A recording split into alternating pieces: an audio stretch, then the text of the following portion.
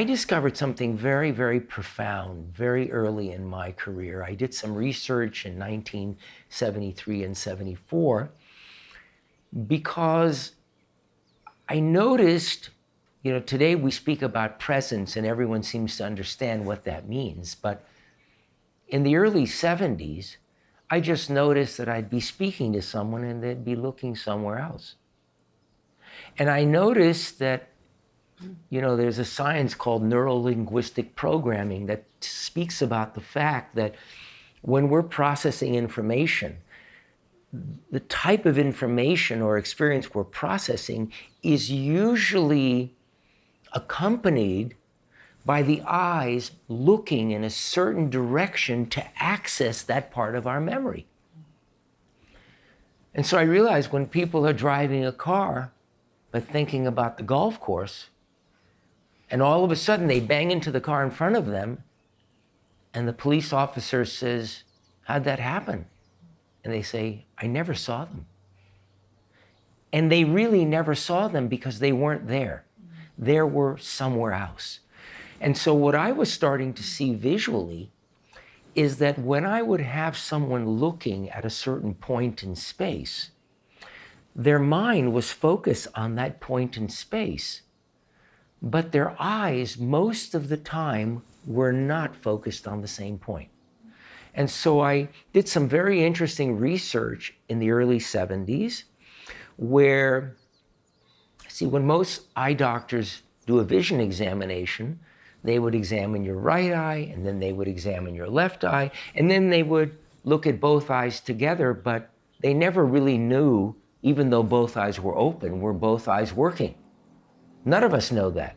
So we walk around with our eyes open, and we're sure both of them are working, not realizing that every time we get a little stressed, there's a breakdown, and very often one of the eyes just takes a little break. It's open, but it's just not processing anything. So what I started doing was, through this testing, I was able to see where are both eyes looking when the mind says, "I'm looking at your nose." And what I discovered is about 2/3, about 70% of the population I looked at, they said, "I'm looking at your nose," but they were looking an inch in front of your nose. Or they were looking somewhere beyond your nose.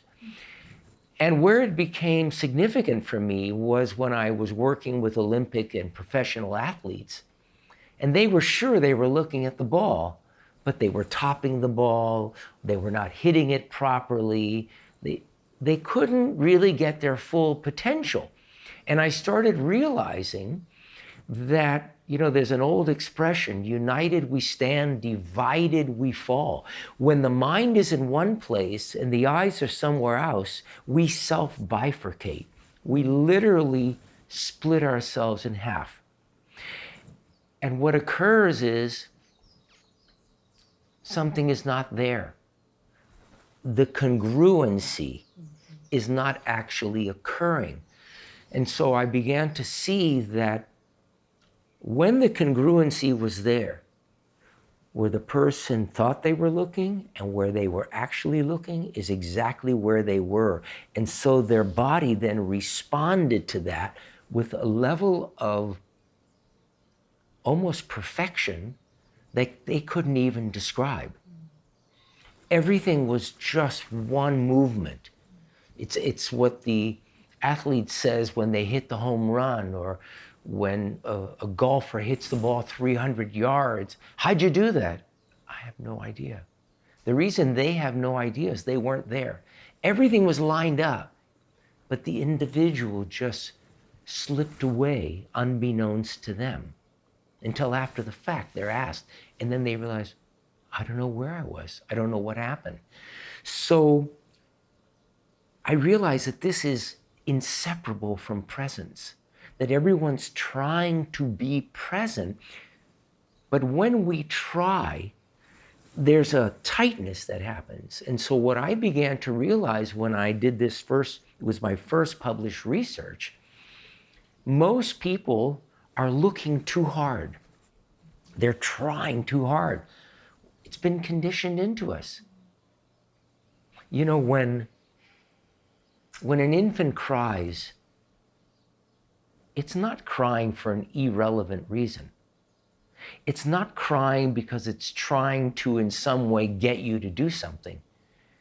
The crying emerges because there's some discomfort. And of course, the message that the infant receives, it's not a good idea to do that here, sweetheart. There's a lot of people and they're getting disturbed. And so we're conditioned to continually self-regulate a system that is not designed to initiate action. This whole thing is designed to respond to the animating force of life. But the message that we get is we have to do something to get it right. And so the whole foundation for thinking ahead, trying hard, the development of the chatter in the mind, the monkey mind, and so on, is the internal attempt to orchestrate so many of our moves so that we make the best appearance, so that we are accepted, so that we behave in such a way not to disturb the other. And when we do that, we're working so hard that everything overdoes it. So if the eyes are looking at something and the mind says, I'm looking at it, but the eyes are trying hard because they're innervated by muscles just like everything else is. So they end up over converging. So the aiming is actually closer to the person than where they're actually looking. And so the congruence, the presence, it's almost impossible to access that state. I mean, in the 60s, when people were using psychedelic drugs, why were they doing that? Because the drug brought them into a state where a window opened up where all of that conditioning, it seemed to disappear temporarily, and so they experienced heaven on earth. Most people thought, oh, I need the drug in order to have the experience, when in fact, the drug was just a way of getting in touch with our naturalness, which is something different than our normalness. And so that for me is how vision and presence and light and congruence, again, are all